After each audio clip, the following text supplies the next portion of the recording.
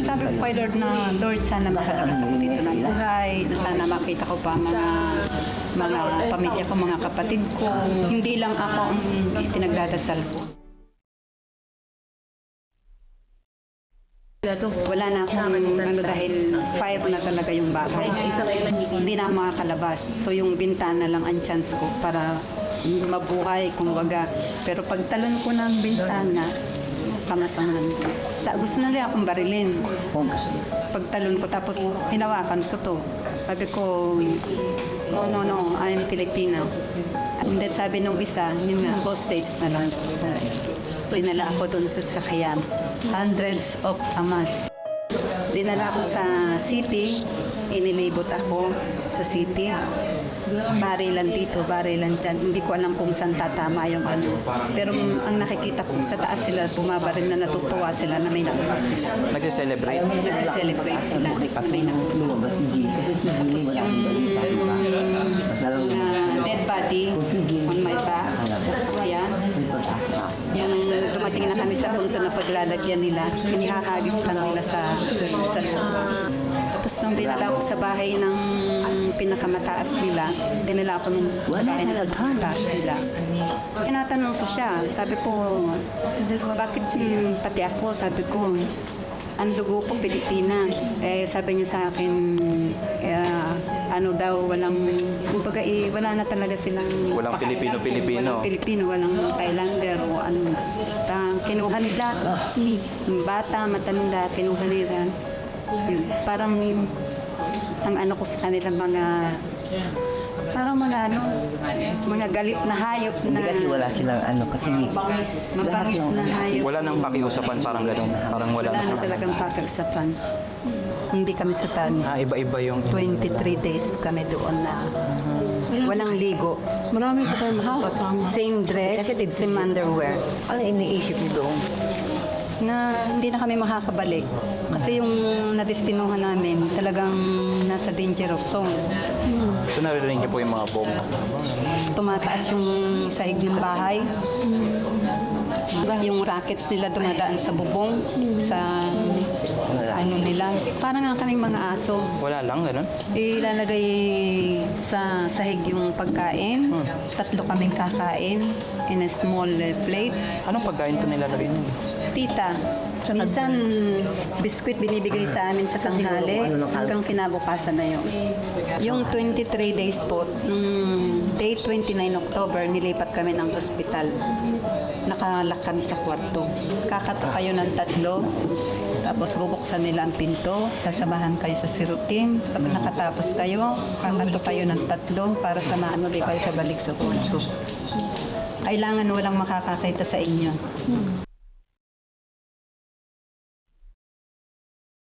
May kasama ko nga gusto nang magpapatay. Pinag-pray ko siya. Yun, medyo nag-ano siya, naniwala siya, kaya naging magkaibigan kami. Pero sa kanya, kailangan niya ipaglaban, hindi manghihina. Katagpuin mo siya pag sumasandali. Hindi yan naiintindihan. Salamat po sa lahat ng nagdasal. Salamat po sa lahat ng mga nag-antay. Salamat sa lahat-lahat. Naku Peter, nakita ko yung mga bahay na yon na sinunog, sinira, because we were there in August and also in November na kahit sa kaligitnaan ng gyera ay napuntahan namin yung mga lugar na yun. And just to remind everyone, 4 na Pilipino ang napaslang. So talagang walang piniling nasyonalidad, yung mga terorista, kahit Thai pa yan or Filipino, at most of all, kung Israeli, lalong higit pang galit sa kanila. They were really out to kill.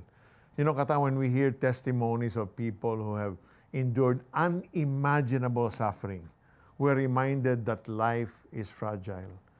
In a moment of fear and uncertainty, what truly sustains us is not our own strength, but the presence of God who never abandons His children. Ang pananampalataya natin kay Jesus ay hindi nangangahulugang wala ng problema. Ibig sabihin nito ay may kapayapaan mula sa Diyos kahit nasa gitna tayo ng unos. At alam natin, hindi tayo nag-iisa. That's the heart of the gospel. Jesus came not only to rescue us from danger, but to set us free from the captivity of sin and death. When we put our trust in Him, we discover a freedom that no circumstance can take away.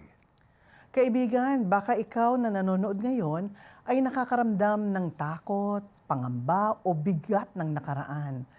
Kaya kang palayain ni Jesus sa mga kabigatang ito, tulad ng ginawa ng Diyos sa mga tumawag sa Kanya.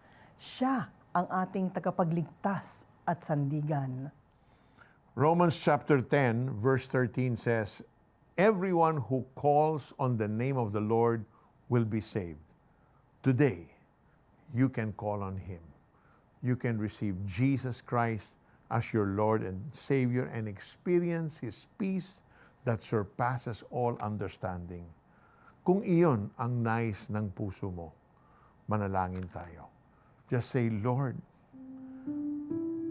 I'm searching for peace in a world of confusion and turmoil. I keep on having anxious thoughts. My mind begins to wander, and I ask myself, what if, what if, what if? But Lord, today, now, I'm asking, what if I run to you, Jesus? What if I embrace you and declare you Lord of my life? So now, Lord, I surrender to you. I confess all of my sins, and I ask your forgiveness. Lord, would you cleanse me? Make me brand new. Thank you for going to that cross. And on that cross, you took away my sin permanently. Right now, Lord, I invite you, Jesus, come into my life. Be my Lord, be my Savior. Set me free from all of my what-ifs worries. Thank you for loving me. Thank you for saving me. This is my prayer in Jesus' name. Amen and amen. Sumabay ka ba sa prayer at tinanggap si Jesus bilang Diyos at tagapagligtas? Balitaan mo naman kami. Please send us the message, "Yes, tinanggap ko si Jesus," through text or via the 700 Club Asia Facebook Messenger o comment section ng YouTube channel o tumawag sa Prayer Center para maipagdasal ka namin. Grow in your faith. Join our online Bible study group today. Just type BSG in the comment section of the 700 Club Asia YouTube channel or Facebook Messenger to receive details. When life feels overwhelming and you don't know where to turn, remember, Jesus is closer than you think. Kaibigan, He hears every cry of your heart. If you long for someone to stand with you in prayer, call the CBN Asia Prayer Center. The numbers on your screen. Our prayer center representatives are ready to lift you before the Lord day or night. At kung nais mo pang makapanood ng mga kwento ng pagbabago, mga totoong buhay na nabago ng pag-ibig ng Panginoon, puntahan mo ang The 700 Club Asia YouTube channel. Dito mo matutuklasan na kahit gaano kabigat ang mga hamon ng buhay, kaya tayong iligtas ng ating Panginoon.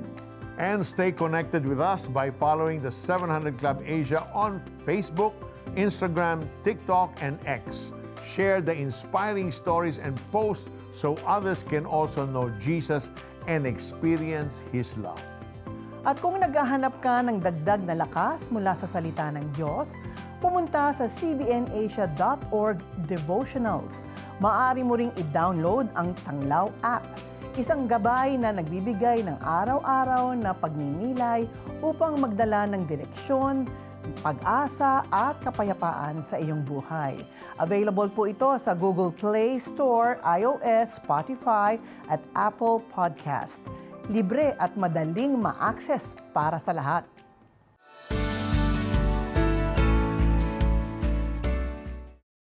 Ang pagmamahal ay hindi lang emosyon. Dapat hindi lang sinasabi, dapat may gawa din. Mga kwento ng malasakit, pagkilos at tunay na pagbabago dahil sa Love in Action. Panoorin February 9 to 13 at 16 to 20, 12 midnight sa GMA at live streaming sa Facebook at YouTube.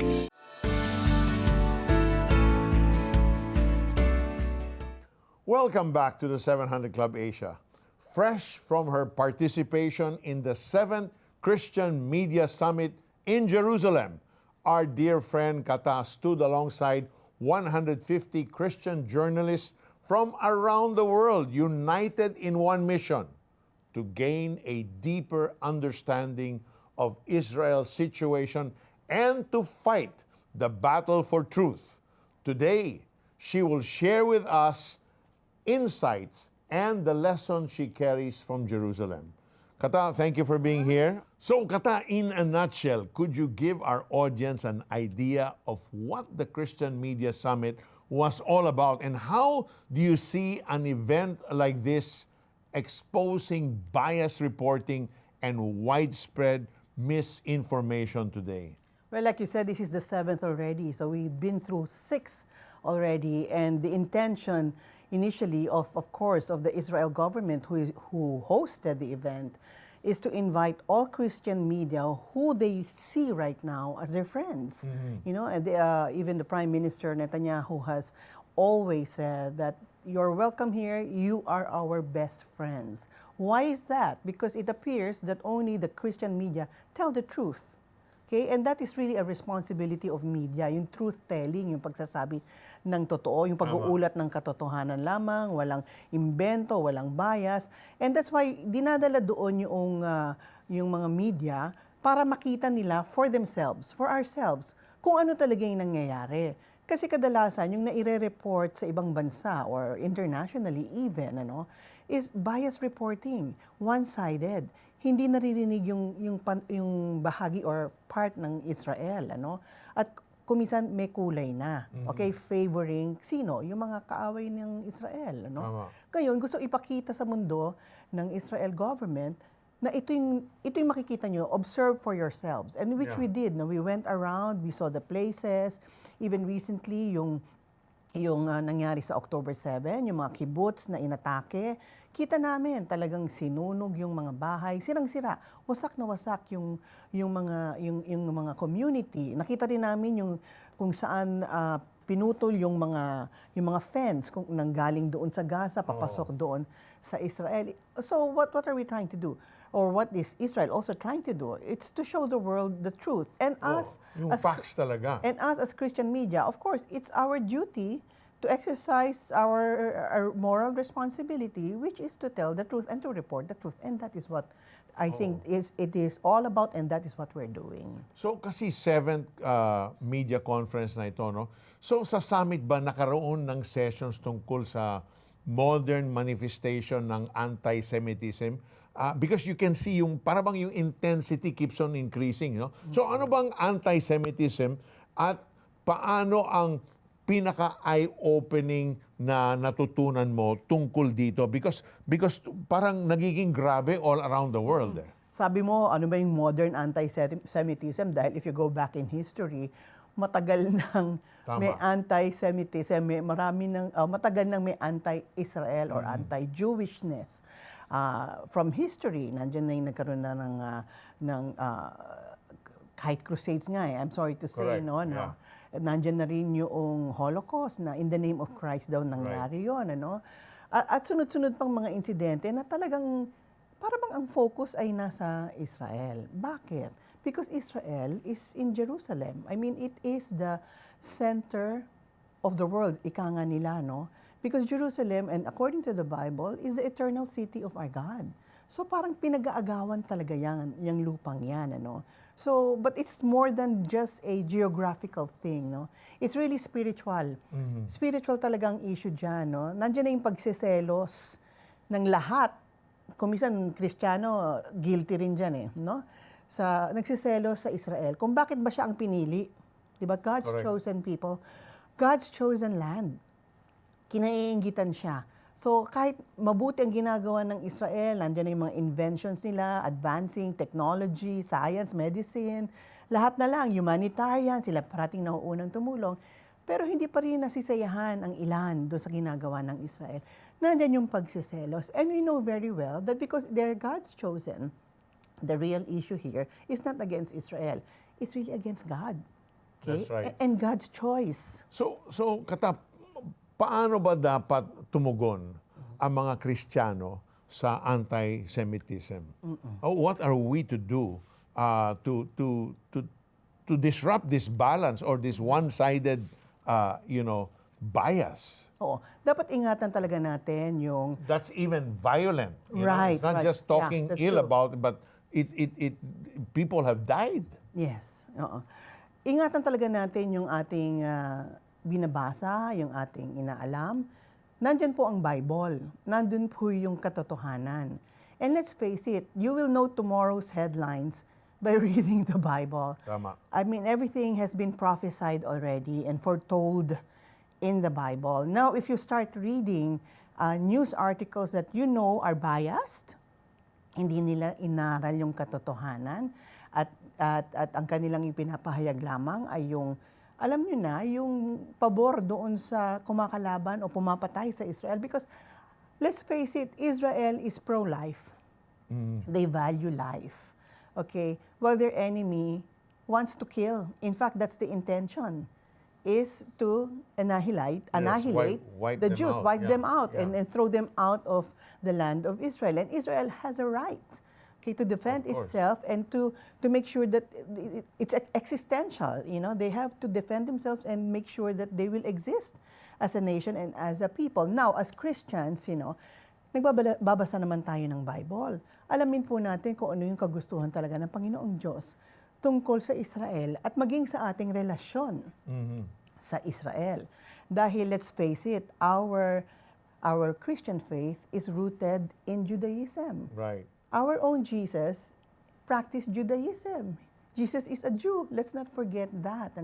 And so therefore, let's not forget that we have to be on the side of Jesus and on the side of His people. Of course, may mga issues dyan, yung mga pagkakamali ng gobyerno. Okay? Ano naman sila eh? Wala namang perpektong Walang gobyerno. perfectong gobyerno. Tsaka Yeah. hindi lang yun. Hanggat sekular ang Yeah. gobyerno nila at hindi talaga kinikilala pa ang Prince of Peace of Jesus Christ, posibleng magkakamali sila. Gayunpaman, kailangan natin silang ipanalangin. Okay? Na sila ay mamulat sa katotohanan, na sila ay gumawa ng tama according also to God's instructions to them. All right. And so, Kata, in reporting the truth of what's really going on in Israel, meron din mensahe tungkol sa faith and unity between Jews and Christians. And how did that shape your perspective on our shared responsibility to stand for God's truth? Because standing for God's truth is really standing also for the people that He chose. That's right. Like I said, our faith is rooted in Israel. There was a time when the Jews were suspicious, even of Christians. Right. Okay, because nga of their experience, that they have been persecuted. Okay, but lately things are changing. Okay, nagkakaroon na ng mutual understanding between the Christians and the Jews. The fact that we have been invited, to attend these Christian summits by the government of Israel. It just shows that bumubukas na rin ng pag-iisip at ang mata ng ating mga kapatid na Hudyo tungkol sa ating mga Kristiyano, kagaya natin, na talagang tunay na nagmamahal at naninindigan para sa katotohanan. Dahil alam natin na ang Panginoon ay mayroong covenant na matibay para sa mga anak ni Abraham. Okay? He said, I will bless those who bless you, but I will curse those who curse you. So doon pa lang kailangan ay maniwala na tayo at panindigan natin At mag-align ka na. yung covenant na yan. At inutusan din tayo, comfort my people. Right. So in times of their need, we have to be there. We have to be there and support them and stand with them and pray for them and help them as well. In fact, our Operation Blessing has always been there, especially after October 7, extending humanitarian help these people, and not just to the Jewish, but also to those affected, including those Palestinians are being helped as well. Ano? It is our moral duty as Christians, ano, to help those who are in need, and especially our brother Israel. Thank you so much, Kata, for sharing your experience with us.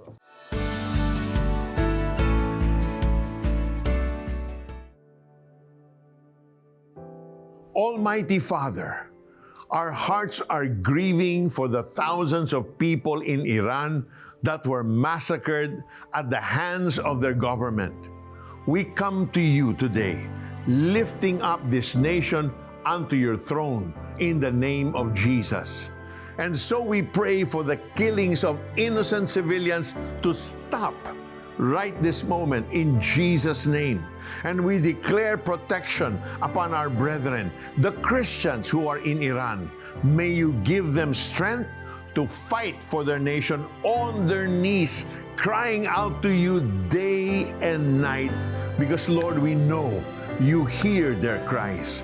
And so we pray that the hearts of the soldiers and troops of this evil regime will be turned towards the people and towards Jesus, that they may experience and know that salvation comes from one, and there is no other name other than the name of Jesus. We declare a righteous and God-fearing government to rule over this nation. And may all these bring a season of revival, rest, prosperity, and the greatest soul harvest the Middle East and the world has yet seen. This we pray and ask in the mighty name of Jesus, who knows, who sees, who hears every cry. In Jesus' name, amen and amen. Blessing more people through CBN Asia is fast and easy using your GCash app. Just tap the QR button to scan CBN Asia's GCash QR code. Enter the amount you want to give. Tap Next, then Pay. Send a screenshot of your receipt to CBN Asia via Facebook Messenger or email partnership@cbnasia.org so we can acknowledge your donation. To make future donations faster, save CBN Asia as a favorite biller in your GCash app. Tap the bills icon, choose Add Biller, select CBN Asia, and enter your details. Then tap Save. Be God's hand of blessing. Give today. Health is wealth. Unlock the secrets to a healthy body, mind, and soul habang tinutulungan din ang mga batang magkaroon ng maayos na kalusugan, edukasyon, at good values. Sa iyong donasyon na 500 pesos o higit pa sa CBN Asia, makakatanggap ka ng exclusive streaming access sa Ageless Living, Secrets to Longevity video series, at bonus na digital booklet upang matulungan ka sa iyong wellness journey this year. Your monthly giving brings true wealth for you and the next generation we're helping together. Become a CBN Asia partner today.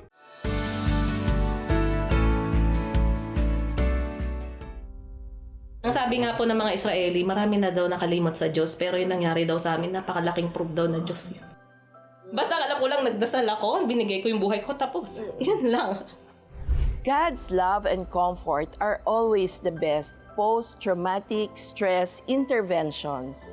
I'm Gigi Andaya. I'm one of the leaders of Operation Blessing in the Philippines, and I'm a social worker by profession. Operation Blessing Disaster Response Team is now here in Israel to continue the work of supporting those who are impacted by the Israel-Hamas conflict. Aside from providing the physical needs since the war broke, Operation Blessing is now reaching out to Filipino migrant workers to provide psychosocial intervention.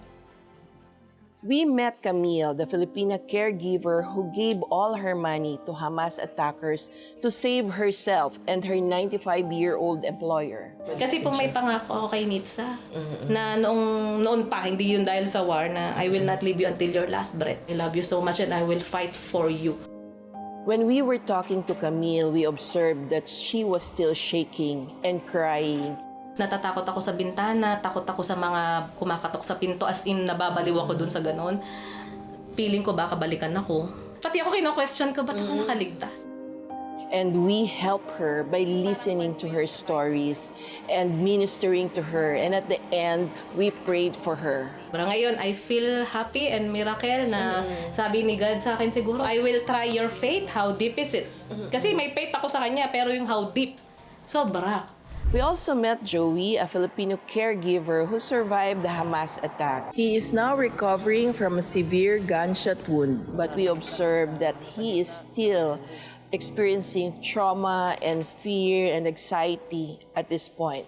Pinapasok nila yung mamad pero yung pintuan, yung dalawang kamay ko nandun sa doorknob.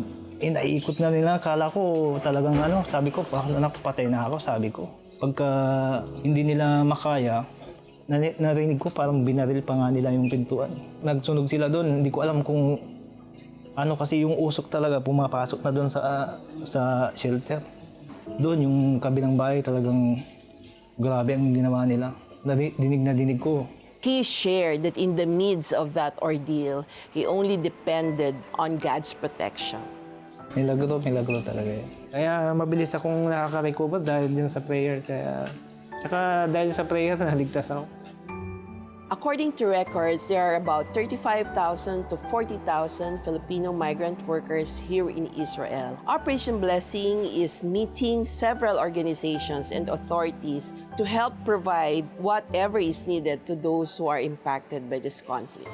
Operation Blessing, of course, it's a great addition to what we have been doing, the embassy and the Filipino community. And I can see a lot of opportunities for partnership. Operation Blessing is working with CBN Israel to expand the work that we've been doing since the war broke. Please continue to support the work of Operation Blessing here in Israel. You can check our website and social media platforms for more details. Today, we are invited to be part of that same testimony of hope and renewal.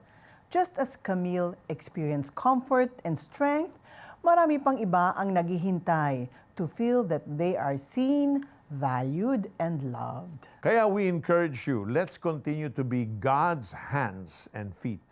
Partner with CBN Asia. Ang iyong panalangin, pagbibigay, at malasakit can bring healing and hope to those who need it most. Sama-sama nating ipakita sa mundo na kay Jesus, laging may liwanag pagkatapos ng unos.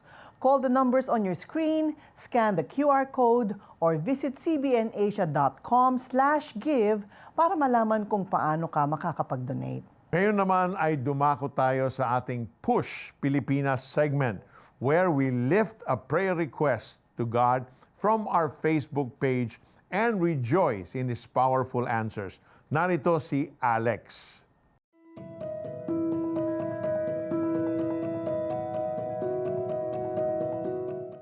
Salamat, Peter. Narito ang prayer request ni Estrella Lee na kanyang pinost sa ating Facebook page. Sabi niya, Lord, help me rest not just my body, but my soul. Wash away my worries and prepare my heart for a new day with you. Let's pray. Lord, marami pong salamat, Panginoon, sa pagkatunay nga na ikaw, you are the God of peace, Lord. Ano man pong worries, anxiety, Lord God, na nakaka-apekto, Panginoon, kay Estrella right now, we rebuke it in the mighty name of Jesus. And I declare, Lord God, for a spirit of trust, knowing, Lord God, na lahat man pong bumabagabag sa amin, Lord, lahat yun po inaalis niyo at tinatakpan niyo kami ng iyong banal na dugo. Sa pangalan ni Jesus, Amen. Mula rito sa Life Place Retreat and Event Center sa Alfonso, Cavite, balik sa iyo, Peter and Kata. As we reflect on our own trials, let us hold on to this powerful promise from Nahum chapter 1 verse 7. The Lord is good, a refuge in times of trouble. He cares for those who trust in Him. The testimonies of Camille and Noraline reveal na kahit sa pinakamadilim na sandali, ang pag-ibig at pag-iingat ng Diyos ay hindi nagkukulang. Siguradong na-bless ka sa kwentong tampok namin ngayon. Nagagawa natin ang The 700 Club Asia ng walang paid commercials dahil sa suporta mo sa CBN Asia. At para magtuloy-tuloy pa ito, we encourage you to send us a monthly donation.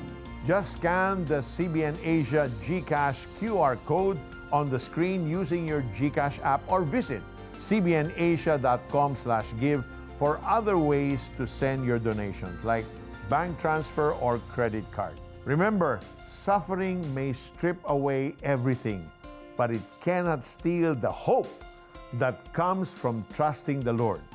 See you again tomorrow. God loves you. Shalom! Can a man who once lived off garbage discover a life filled with purpose? Saan patungo ang buhay ng lumaking squatter at naligaw ng landas? Paano babaguhin ng Diyos ang buhay solvent boy? The one who enables us